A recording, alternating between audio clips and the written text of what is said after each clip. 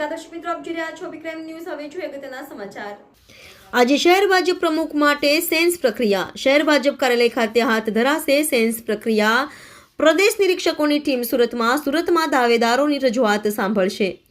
અલગ અલગ દાવેદારોની સેન્સ પ્રક્રિયા હાથ ધરવામાં આવશે। ભાજપ પ્રમુખની રેસમાં પરેશ પટેલ અને હેમાલી બોઘાવાળાનું નામ સૌથી વધુ આગળ। પરેશ પટેલ, સી.આર. પાટીલ સૌથી નજીકના સાથી, જ્યારે હેમાલી બોઘાવાળા ભાજપના વર્ષોથી સક્રિય કાર્યકર। હેમાલી બોઘાવાળા સુરત મેયર તરીકે સેવા આપી ચૂક્યા છે। ડોક્ટર જગદીશ પટેલ, નીરવ શાહ સહિતના નામો ચર્ચામાં। ઉપરાંત વર્તમાન ભાજપ પ્રમુખ નિરંજન ઝાંઝમેરા રિપીટ થાય તેવી શક્યતા। મિત્રો, આપ સૌ જાણો છો કે ભારતીય જનતા પાર્ટીમાં પ્રદેશમાં સંગઠન પર્વ, અખિલ ભારતીય પર્વ ચાલી રહ્યું છે। એની પ્રાથમિક અને પ્રારંભિક કે વોર્ડ પ્રમુખોની રચના હતી એ પૂર્ણ કરી છે। એ પછી આગળના ક્રમમાં એ વોર્ડ પ્રમુખો હવે શહેર અધ્યક્ષ અને શહેર અધ્યક્ષની આગળની પ્રક્રિયા ચાલુ છે। આજે સુરત મહાનગરના અધ્યક્ષને દાવેદારી કરવાના ઉમેદવારો એટલે પાર્ટીના સિનિયર કાર્યકર્તાઓ આજે ફોર્મ ભરવાના છે।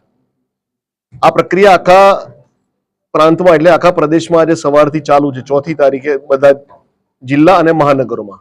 એ પૈકી સુરત મહાનગરની પ્રક્રિયા લગભગ અહીંયા પૂર્ણ થવાઈ છે।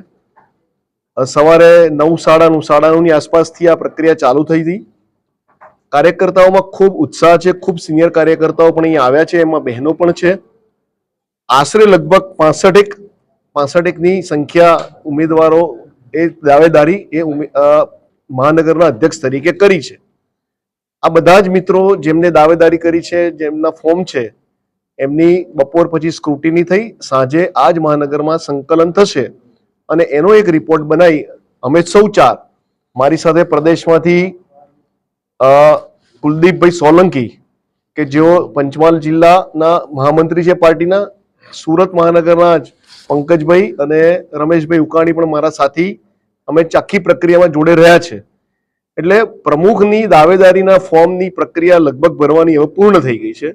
મેં કીધું એ પ્રમાણે આશરે 65 ફોર્મ આવ્યા છે।